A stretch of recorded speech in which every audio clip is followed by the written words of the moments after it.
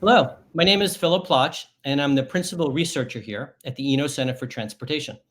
Welcome to the latest in our series of webinars. Eno is an independent, nonpartisan, and nonprofit think tank that shapes public debate on multimodal transportation issues. Today, we're going to hear from four very special people, senior innovation officers who are trying to transform transportation and transportation agencies. First, we have Seth Weiner from the Port Authority of New York and New Jersey. And we have Kimberly Williams. She's from Houston's transit agency, the MTA of Harris County. Santiago Garces is from the city of Boston. And Vincent White is joining us by audio from the United States Department of Transportation. Our guests are going to introduce themselves, and then we'll take questions from all of you. Whenever you want, you can enter questions in the Q&A box on the right side of your screen, and we'll try to get to as many of them as possible. We hope you enjoy our webinar, and we hope you can help support us by donating or becoming a member. Just check out the link in the chat box. And with that, let's start with Seth. Hi, Phil. Thanks so much for having me. It's a privilege to be on the panel with Kim and Santi and Vin. Just want to take a few minutes to share a little bit of my background, and then we'll go around the horn. I'm the program director for innovation for the Port Authority of New York and New Jersey. I affectionately refer to this as my third tour of duty in government, my first with the federal government, and my second with the city of Newark, New Jersey.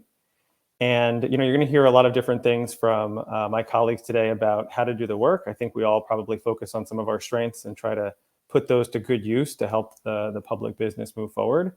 One thing in particular that's been helpful to me in Newark and at Port Authority is trying to be a bit of a generalist. So I try to be comfortable putting on different hats when necessary. So an example of this is when I was with the city of Newark, we were focused heavily on high-speed internet. There are a lot of questions there, both on a technical level, how to deliver high-speed internet, on a business level, how much should we charge, on a legal level, right? How should we own or operate the actual fiber network itself? And I just grew very comfortable kind of learning about each of those subjects and educating myself on procurement law or educating myself on unlicensed wireless frequencies and what type of propagation you could expect with different types of technologies. And that type of attitude of happily just putting on one hat and putting on another when necessary has allowed me to work in these cross-functional teams where I can leverage subject matter experts like engineers or data scientists or network folks, while at the same time maintaining enough of a big picture strategy that we can move a big project forward. And so now at the Port Authority of New York and New Jersey, we're focused heavily on trying to reinvent public transportation, on understanding how AI can make the customer experience better, on focusing on sustainability and the climate crisis. And the same basic premise I apply every day, where I'm working with different folks who are very knowledgeable on a given subject, but I'm very comfortable getting involved with our procurement team and trying to figure out the perfect way to craft these procurements, or getting involved with our legal team to understand how we can appropriately structure risk for any type of pilot program, especially with something like an autonomous vehicle or an electric flight initiative that we're hoping to accomplish this year. So that's a little bit about myself. I want to hand it over to my colleague, Kim, in Houston. All right, and thank you, Seth. Really appreciate that. I'm a big fan of Seth. He's doing some amazing work in New Jersey and definitely does a great job in bringing a lot of us together to do some brainstorming. So I'm Kim Williams. I serve as the Chief Innovation Officer for Houston Metro. I've been in this role for about 8 years from when they established the Office of Innovation. It really was a top-down approach from our board of directors in establishing a department dedicated to looking at emerging technology in the industry. But 8 years ago, we were talking about changes and disruption to public transit coming from the private sector in the form of transit network companies, more commonly known as Uber and Lyft. And so Metro actually did a national search for the position, and I was fortunate to transition from my role in procurement to now the Office of Innovation. Some of the things we've been able to accomplish is really looking at future-proofing the projects and assets of the agency, and then also looking at ways to improve the customer experience. So we've been looking at fleet transition when it comes to electric vehicles and autonomous and connected vehicles. We also look at the customer experience, deploying Wi-Fi on our fleet, and deploying our own on-demand service that we like to call Curb to Curb, which started as an Office of Innovation pilot. I describe our office as a research and demonstration group. Many people will ask, well, why have an Office of Innovation, or why have an innovation role at a transit agency? And it's because many of the departments and the areas have their day to day responsibilities. And although they know there are new things coming into their world, they don't necessarily have the time or bandwidth to really explore those things. So that's what we do for them. And so it's been a great partnership, a great synergy between us and our fellow colleagues around the agency. And we were very proud of the work that we've been able to do to enhance the service and efficiency of our fleet, and also to bring new services and opportunities to our customers. So with that, I will turn it over to my colleague Santiago to share a bit about him and his journey. Santiago. Sure. So, hi, I'm Santiago, or Santi Garces. I'm the Chief Information Officer for the City of Boston, and I've had the pleasure of working in innovation and technology in 3 different cities: in South Bend, Indiana, working with now Secretary Pete Buttigieg, and working in Pittsburgh in Pennsylvania. And I get the pleasure of working in Boston with Mayor Michelle Wu. And I have an interesting role because in the city of Boston, we have some really creative and brilliant people in transportation, including our chief of staff, Tiffany Chu, who is an entrepreneur in the transportation innovation space. And we have our chief of streets, Yasha Franklin Hodge. But my job is to try to continue to think about how is it that we bridge the gap between how is it that we know that we might want to use the right of way, and how is it that we might want to build and manage these transportation networks that we're responsible for, and the people that are supposed to have that benefit. And one of the things that we've been working on for the past year or so was thinking about generative AI and thinking about the opportunities of leveraging some of these new technologies in doing some of this work. So the first thing that we did was issue guidelines on the use of generative AI to actually enable our employees, including people in transportation, in public works, in engineering, to be able to use some of these tools. We gave 3 guidelines. The first one, making sure that people knew that the output generated by these tools was their responsibility. They're still on the hook for it. That we disclose the use of the tool, and that we don't use any sensitive information on the tools. But there's a lot of opportunity that we've been talking about. A lot of large, complex transportation projects usually have some sort of plan or assessment that we've generated that has a lot of data, but it's actually really difficult for residents and constituents to consume. So one of the things that we're discussing just this past Friday is how is it that we could leverage these tools to make the information more accessible? Like if we are planning on doing a major project, how is it that people can inquire, can get information that is relevant instead of just pointing them to a 100-page report?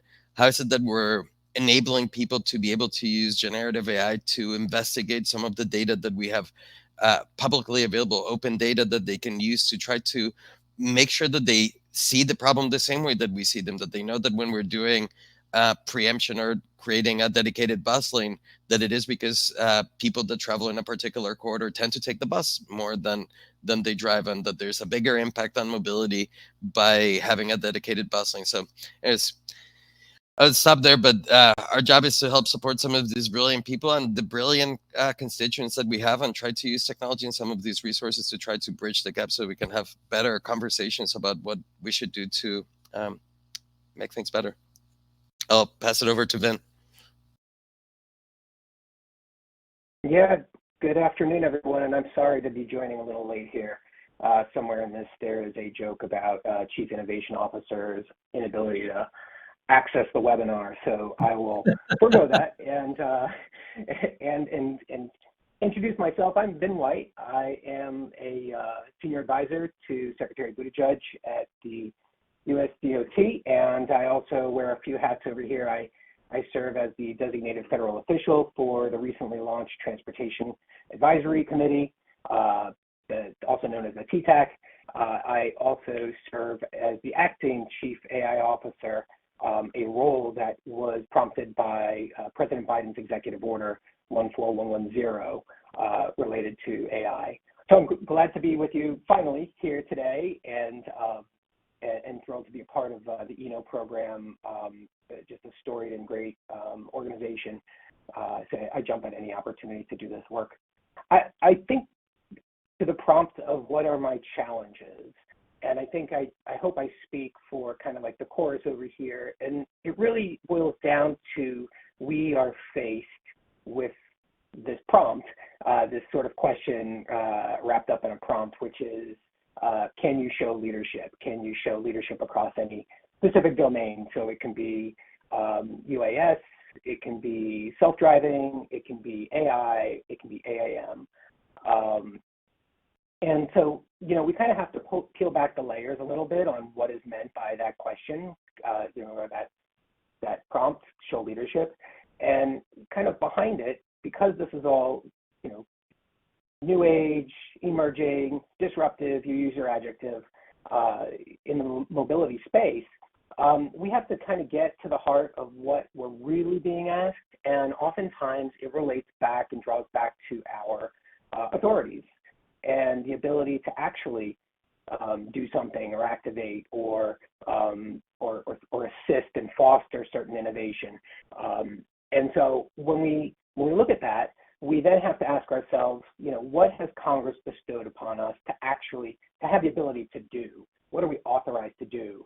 When it comes to a grant or funding decision, are those programs that outline eligibilities in the underlying statutory authority? Do they allow us to apply federal dollars towards a given thing? To our ability to be authorized to, whether it's to foster or provide exemptions for something to be deployed, we again need to work with our attorneys and work with our legislative folks to understand the underlying statutory restrictions or the ability to actually go and do some of these things that we want to be, that we're being asked to do.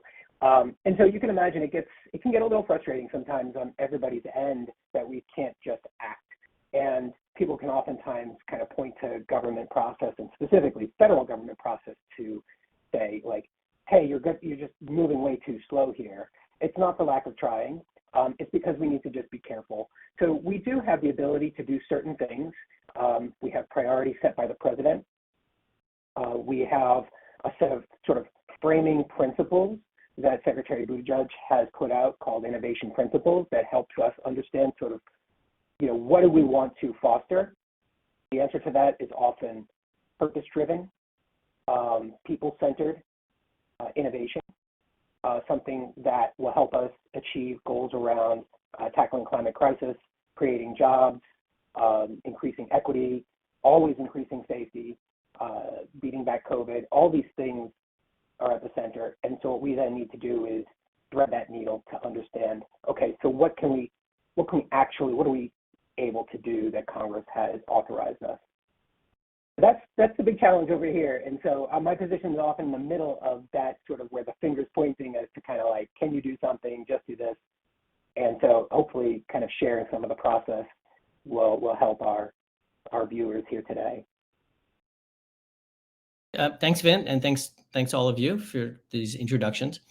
So Vin was talking a little bit about challenges, and I'm thinking about my own experience trying to make change at a public agency, and it can be really frustrating because a lot of people aren't rewarded for success. Instead, they're sort of punished if something goes wrong. So oftentimes, I remember I would hear, "No, that's not the way we do things here," or "Oh no, that could threaten somebody's job," or "No, there's a legal risk or a financial risk." So how do your chief innovation officers, you guys, I assume most hear a lot of no's, and how do you get around those no's? Anybody want to start with that? So Beth, I'll start. Great. You're absolutely right. I mean, public transit is a very organized structure. Has been working the same way and working very well for a century, right? And so change is hard, particularly when you have limited resources available to you. I think the key for me coming into the role, it did help that it was coming from the leadership. It was the Office of Innovation was created by the then board of directors. and had the support of the president's office. So that definitely helped in terms of highlighting the importance throughout the agency. But I also think it was a process of really understanding what the overall needs were for each department, meaning yes, there was an overall agency focus, but then there was also a conversation about what keeps you up at night and how can we help with that, or better helping departments understand why an overall agency initiative, say for example, like a fleet transition, is something that involves everyone across the agency and why everyone should be engaged because it will impact and affect them going forward. So I think it is a key of really bringing people along with you, that really helps a lot in bringing them into the conversation and making them feel a part of the process. I would add a little bit to Kim's answer by saying, you know, part of the problem it's not just government, it's bureaucracy, right? So if you worked for any large private sector company, you'd run into bureaucratic hurdles. So you have to educate yourself on how the bureaucracy works, right? What are the tools you do have at your disposal? How do these things come together? I totally agree with Kim on the notion that having top-down buy-in at the outset is really helpful. And I think you're going to hear different answers from each of us because we all kind of bring our strengths to the table. But for me, one of the strengths I try to deploy every day is just a lot of positivity, right? I try to say yes to anything anyone says we should be doing. I say, great, let's do that. And I try very hard to go in with a smile. You know, maybe chief optimism officer might be a good, nomenclature. And so if you say no, that's fine. We're going to talk about it. We're going to have some meetings. We're going to figure out how it makes sense and how we can fit it in. And that's good. That's my expectation, right? My expectation is not, I've got a great idea, I just can't wait for folks to say yes. It's more of this, a little bit of what Kim's saying around bringing people together and trying to overcome some of these hurdles together. Yeah, that one quick thing, I think kudos absolutely everything that the other panelists have said, and reading when someone says no, going back to the source material and say, does the regulation that they're citing actually say that, or is that sometimes we in bureaucracies we just hear things secondhand, and then you have to go to the primary source to know what's really being said. But one other thing that I would bring up is I think that there's an importance of culture. We benefit in the city to have a mayor that's telling us to embrace the possibilities. And I think we tend to think that, I was on a panel with a former New York mayor that was talking about generative AI. And, they're talking about the risk and whether this was a good idea. And I said, about 100 years ago, someone decided that we're going to build tunnels underneath Manhattan and put trains. That must have sounded so wild. It's just everything that seems normal today was a crazy idea at some point. And we just have to be comfortable in knowing that there is something that is going to be so normal in 5 years, but it just seems a little bit off right now. And being comfortable with that's just the way that the world has been working for, and the speed at which we've been going is faster and faster. So just, I think resetting what seems innovative and what is not is a matter of perspective.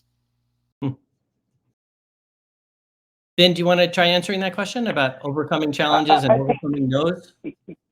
Yeah, I mean, I think my peers here have really said it well, and Kim, I really, I think yours resonates at, early and at the outset, as Seth has said, sort of level setting and managing those expectations. For us, I rattled off, it was no coincidence that I rattled off 5 key areas that the administration was focused on when we stepped in the door on day one. And, by creating that framing, and within that, also talking about our innovation principles, that is something that comes from Secretary Buttigieg. We all know he's very thoughtful and, careful in how it is that we drive the organization to achieve different goals. And being able to kind of point back at that leadership and to point kind of in the direction of the White House, and our folks get it. We don't often get people who say no. What we have to do, though, is set the stage for them to understand what we're trying to achieve and how it fits within that picture. And I think where we get a little sideways is when something's introduced that is not in the picture or that is not a priority, say, of the White House. that takes more explanation. But often, this is a department where everyone's trying to do the right thing all the time. And the only thing you need to worry about in all that is we're moving so fast and driving so hard that sometimes people get into one another's lanes, to use the overused term there. So we have a mantra for that. And it's 3 words, and it's assume good intent. And because we're all going to be going kind of like crazy with the hourglass on our shoulder to get as much done as we can. And you just need to assume that, the folks in the cubes next to you or in the meeting room across from you are all kind of driving towards the same thing. Okay. I have a question here. She said, my question is, since when are we afraid of innovation? Our transit systems are somehow outdated in comparison to many cities outside the US, and that's the reflect of being too cautious to make changes. Do you think there is that culture of being too cautious, and it's something that you have to continuously run up against? I'm going to take one swing at this. I'm going to take a page from Santi here and go with a little historical. I've been recently drawing this distinction that 100 years ago, it was let's call it mass transit. It was all private, and it was very profitable, and it was wonderful. And 100 years later, we're using a lot of the same technology, and it's public transit, and it gets a bad rap. I would generally point to the inflection point here around the 1980s, around the idea that with the Reagan administration, this sort of general sorting maybe of innovators, you go over here, and bureaucrats, you go over here. And I think that socially this creates a big challenge. It's not, not a new problem per se, but it's something we deal with, which is when young people are getting out of college and they're thinking about what innovative things they could be doing, the world is pointing them towards creating a new app. It's not pointing them towards a new way to power the bus for the Houston metro system. So I would just point to some of the big social problems we face as some of the undergirding structural reasons why today, working for government, maybe you get a no faster than you'd like to hear.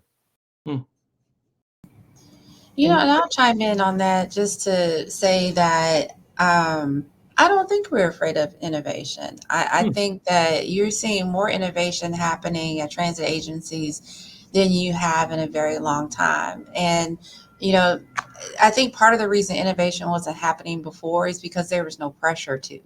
I mean, the system ran how it ran. The traditional, either you had a grid system or a hub and spoke, and that worked for everyone. And everything was built on a system of people coming in from remote areas into business districts and then dispersing from there. And so it all worked until it didn't. And I think what you saw during the pandemic, the way public transit responded with safety mechanisms, social distancing, with alternative fare options, I think they quickly pivoted, and I think that generated some innovation happening at a much more rapid pace, and seeing public transit get back into the ring, if you will, in terms of being relevant and deploying and implementing technology. So I think we don't get enough credit for that pivot, because I do think it's happening. And Santiago, do you think there is a fear of innovation? I think so. I mean, I think that there's, and some of the fear is good fear. I mean, not all innovation ends up working, and that's fine. So there's a sense of risk management as a close cousin to innovation. It's not a bad thing. But I think that the other piece is we've been, in the past few years, we've been thrust into some of the most disruptive period in terms of transportation in the history of the world, where we literally changed how people moved in cities across countries in a matter of days, and we're still reeling with the impacts of that. So I think that there's a lot of innovation that is needed when we think about office space in our downtowns, when we think about how is it that we use streets beyond just our transportation networks. How are they spaces where communities grow, where there's commerce, where there's other things. So I think the question of innovation is not only about how do we do what we do better or faster, but do we get to rethink why we do it and how we do it and how it ties together. And I think in some sense something that Vince has brought up several times, the notion that are we building, what is the public purpose? Who are the people that get to benefit from this, and who are the people that get harmed when we do something? And when we have that perspective up front, I think that the things that seem scary seem a little bit less scary, and the things that might be worth incurring in a little bit of extra risk seem more worthwhile. So my next question is thinking about, in some ways, we've been talking sort of abstract about change, but I think it'd be helpful for people to hear examples. So I'd like for the four of you to think about some accomplishment that you've had, and maybe talk a little bit about how you were able to accomplish what you did. So maybe some of the challenges that you overcame. Somebody want to go first here?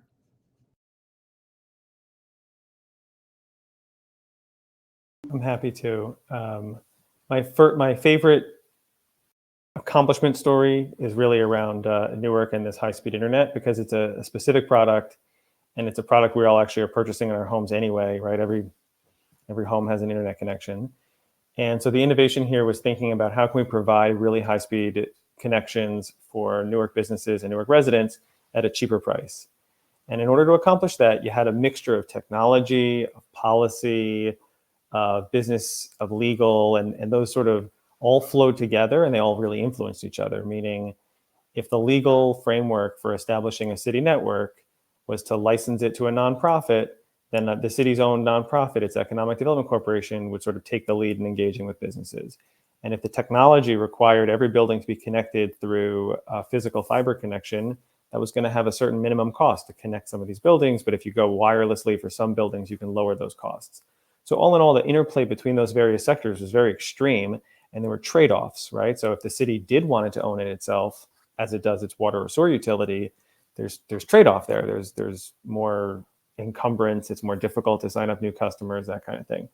So in this example, in offering a new product, you really have, for me at least, going through it, you have the totality of all the possible sides of the polygon really involved. And it was a lot of fun. It was very educational. At the end of the day, I also say to my team now a lot, the narrative and the story, the narrative and the details and the execution all need to line up. So when doing something innovative with government, it's good to have a story that makes sense, right? That's important. The details have to be there for the story, and then you have to execute, and all those three buckets have to be aligned. So very fun to take a new technology and try to offer a new service for a city. And I would add probably the project that I've found to be the most impactful has been the research and testing that we did of what is now our on-demand response service we call Curb to Curb.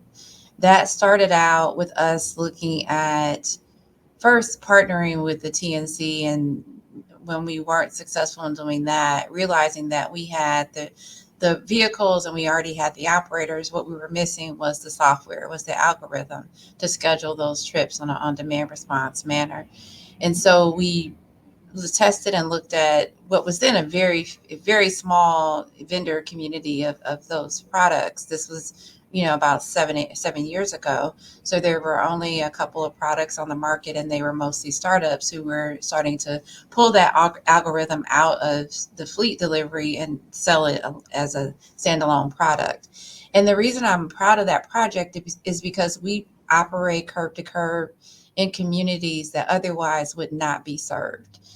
They are areas that don't have the infrastructure, don't have the density for a fixed route, but still have a high transit need because it is maybe a low income or high minority or poor health outcome community that needs to reach public transit. The other thing I'm proud about for that particular project is when we started that conversation with the software development community, they were very insistent that they could only develop the software in one manner. That manner was a pure on-demand approach, and they didn't accommodate daily trips. They didn't accommodate anchor points. And so it became a situation where it wasn't really working for transit customers. And we were able to work with those software developers, get them to understand what the need was for the public transit customer. And with that in mind, you now have many more software services out there and full deployments of on-demand response that do better connect customers to public transit and closing that first and last mile for communities that otherwise would not have that opportunity. So it was just many great benefits from that particular project. Yeah, you have a lot to be proud of there, Kimberly. It was a great. Santiago, you want to talk about any single accomplishment that you're especially proud of? I'll give to the first one, doesn't count because it's not mine, but I think that is a great policy accomplishment for Mayor Wood to have added a representative of the city of Boston to the board of the MBTA. So transit is so critical to the mayor's vision that being able to have representation from the city in our transit system was really great for her. The other thing that is something that we're working on, it aligns with Seth's accomplishment and the intersection of the other part that my team does. So we're starting to build out high quality, high speed Wi-Fi in commuter nodes, particularly in places where we know that there's a lot of multimodal shifts or where people are transferring buses, knowing that there's what a great opportunity for people, especially a lot of low-income riders end up being dependent on limited amounts of data. And we want commuting and transit to be the best transportation experience for people in Boston. We want it to be better than driving or anything else. So the first location will hopefully come soon in Nubian Square. So it's not there yet, but it's almost there. It's engineered, and we're in the process of procuring and getting it built. So maybe I'm speaking ahead of time. All right, thanks. Finn, there's a question that came just for you, but I think if we change a few words, everybody has to deal with it. That thinking about technology taking away jobs. So the question was, how does the potential of autonomous vehicles to increase road safety square with one of the Secretary's more people-centered innovation principles, such as creating jobs? Yeah, I love getting this question. I really do. And, because it's the human-centered part of it that is really at the heart of, right, what some would feel like are kind of trade-offs of safety in jobs when, the Secretary has been very clear about, this isn't either or, that, but what we need to do is we need to ensure, number one, we need to ensure safety. And so he has said this is an appropriate tool in the toolbox with a lot of potential. And, it's on, like any technology that's come online, it needs to show, there needs to be, real measurable evidence that it can deliver, substantial safety benefits. And so that's number one to just sort of put out there. Two is this tougher question around the implications and trade-offs with regard to the transportation worker and the transportation jobs. It's a longer answer, and I think we all appreciate that we need to understand the implications. And so to that end, researching our programs under the University Transportation Center initiatives. In particular, Carnegie Mellon has done a lot of work in this regard to really understand the job types and the job trade-offs and the downstream impacts. It's a longer answer than, right, I can just say, well, we're going to be for this at the expense of that, because at the end of the day, these things all need to, we need to preserve good paying, preferably union jobs, attractive jobs here in the United States. And the president and the secretary are very clear about that. At the same time, we have an epidemic in the country, and that is on our roadways and those fatalities that have inched up towards 40,000 a year. The secretary has said that is like having 2 737 planes crash every week when you do the math, and we would have no tolerance for that in this country. So, any tool that we can bring to bear to drive and bend that curve down we're taking steps towards that to understand that. And so a big piece of that, right, is, what's this question around distraction? We saw the uptick during the COVID impact, and there's certain research and theories and papers behind the higher uptick in numbers as roads were maybe more open. I can't speak to that, but what we can all agree on is that big number and that it has to come down. So it doesn't necessarily answer the question of like the job trade-off with safety, but these are things that are clear and in front of us and that we need to understand, and we need stakeholders to help us do this. And so I mentioned universities, nonprofits. In January, we launched that advisory committee around transportation and transformation with one of the goals. We were very explicit about understanding and exploring the questions around job impacts.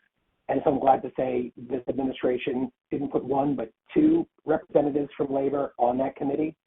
And so we're doing the work in that form as well. So I'll end my sort of filibuster there and turn it over to folks who are maybe seeing what this looks like on the ground in cities and counties and regions. Yeah. Let me go with Seth next. And Seth, I'm just thinking my experience with the Port Authority of New York and New Jersey, as I used to have to wait online, especially like on a Sunday night to pay a toll. And there's nothing more frustrating than waiting 45 minutes to pay a toll. And now I just breeze right through with my electronic tolls. But I remember it was not very popular with those toll collectors that electronic tolls were coming. Yeah, I would say the short answer is we got to do it right. We just have to do it right. Kim and I were just at a conference in San Francisco on AVs and public transit. There was a great union contingent there. We had a very candid conversation where I said, I'd love to get this right. I'd love to offer more service with the same amount of jobs, with the same amount of employees. And I think if we don't get this right, then, and I named a tech company I'm sure we can all think of, I said that tech company will just eat us both alive. And the seasoned transportation guys, right? These were older men who had been clearly in the field for 30 plus years. They said, yeah, that sounds fair, right? And so I think the key here is that we're not talking about robo-taxis taking over cities. That is a bad outcome. It'll increase vehicle miles traveled. It'll slow down the commute. It'll congest the area, especially in mixed traffic. So you have rich people in a robo-taxi and lower income folks in an old beat up Nissan, and everyone, it's all mayhem. That's not the point. To me, the point is offering much more service with the same or non-linear growing labor costs, but much more service. And I think to your point on how to get it right, the Port Authority went to all electric tolling. We also went to all electric parking with no more parking attendants. And people did not lose their jobs. And that's an incredible testament to the commitment the Port Authority has to the public good. If anyone's reading The Power Broker out there, go read Empire on the Hudson next, and you'll learn that everyone who got displaced for the Port Authority bus terminal was totally different than Robert Moses breaking up locks for the Cross Bronx Expressway. And I think that it's incumbent on us to sort of get it right and create a new template, create a new paradigm in the public imagination for how we incorporate technology into our lives to make things better. Because I think we can all think of examples using this device of a variety of services that have come to bear today that are, slowly moving our jobs from a place where people are making an affordable living to nothing at all, or a very de minimis kind of role in the American economy. So, Kim, what were your thoughts after the conference? How do you think about this? No, I was glad to see labor in the room, because typically when we have conversations about innovation and technology, particularly as it affects or changes workforce roles in transit, they're not at the table, they're not in the room. So I was glad to see them there. They were engaged in the dialogue. I think a lot of time is spent on what roles go away. I think there needs to be more time spent on what roles come into play. Having deployed an AV pilot in 2019 and working on scaling that to mixed traffic this year, I've seen that there are other roles and opportunities that don't get highlighted or mentioned. And I think we need to have more conversations between innovators like ourselves and labor to talk about how we work on this together. I'll give this quick personal story, but my father worked on the assembly line at General Motors for 26 years. And over that 26 years, things changed very much. Now, he was fortunate that when things started to get automated, he was transitioning out into retirement. But the reality of it is that it's not the case for many people who are in the middle of their careers or people coming into the career. We need to keep, as painful as it may be that some jobs may go away, we need to keep explaining what the opportunities are on the other side. So, that I do think the labor conversation can sometimes be a tough one, but it's one of those crucial conversations we need to have. Santiago?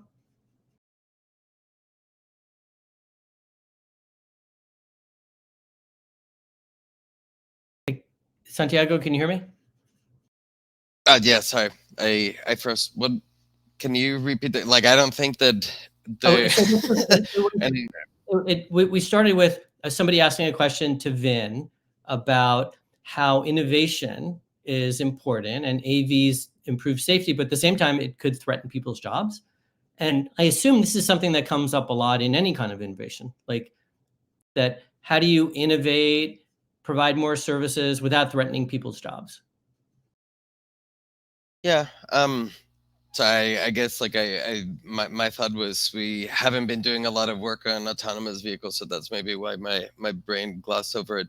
But to your point, when we do think about quite a bit about that when it comes to artificial intelligence and some other things. I think like the first one is we've seen the importance of strong labor and strong unions in being able to manage some of the societal effects of innovation. Like public sector unions are important, but we would have to bargain if there's impacts and if there's like massive changes to our employment structure. It doesn't mean that you cannot make changes, but we make changes to the way that we're structured and the way that we're staffed. But having to bargain forces you to be more thoughtful about how you push things through. So it might seem like an obstacle at first, but I think that it is something that's important. And I think that being honest about again, there's up to some point that we have to make decisions that are discretionary, that are about policy. And like, for instance, I think that with generative AI, one of the groups of people that are the most impacted are people in creative fields, which was kind of unexpected. But there are also people that tend to be structurally very exposed to economic instability. They're gig workers, they're people that like so. Anyways, I just say like writ large, like I think that we have to be thoughtful. I think that this is where strong unions help mitigate or manage at least like the conversations around like what some of these changes look like and how do the benefits of automation and the benefits of efficiency get translated into benefits that go beyond just like profit for the people that own the technology. So yes, that's the way that we've been thinking about it in Boston. Okay. We have a question. Somebody from the Young Professionals in Transportation organization asks, how are you empowering younger staff in your organizations to help drive innovation within the organization or in the industry as a whole?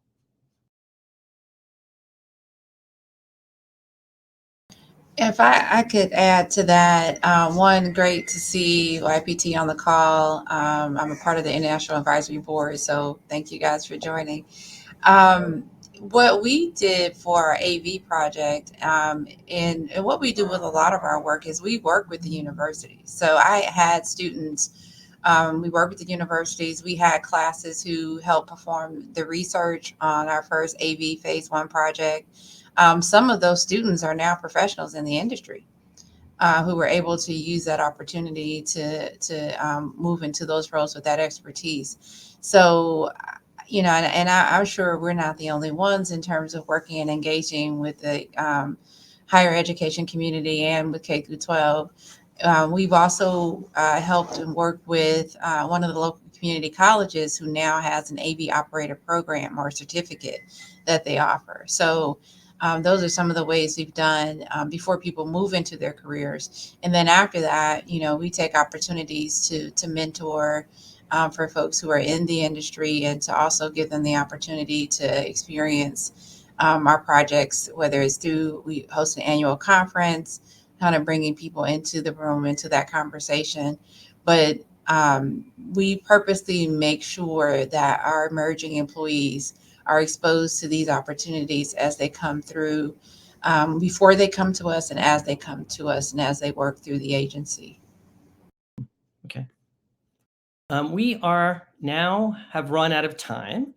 I'm sorry that we didn't get to everybody's questions, let alone my questions. But this was really great. It was a lot of insight, and I could see how you're all very strategic. It's not you're just strategic about technology, but you're also strategic about how to get things done, who to talk to, how to build support. And I think that's really interesting. And unfortunately, time is up. I just want to thank you again for participating. You can find a recording of the webinar on our website, innotrans.org, and the recording is going to be emailed to everybody who registered. You make sure you sign up for our mailing list. You can gain access to Transportation Weekly, to webinar announcements, report releases, and more. And reminder, check out the link in the chat box about becoming a donor or becoming a member. And keep your eyes out on our website for a couple of upcoming webinars this spring. One is going to reveal important lessons from transit historians, and another will share secrets to creating a successful bike share program.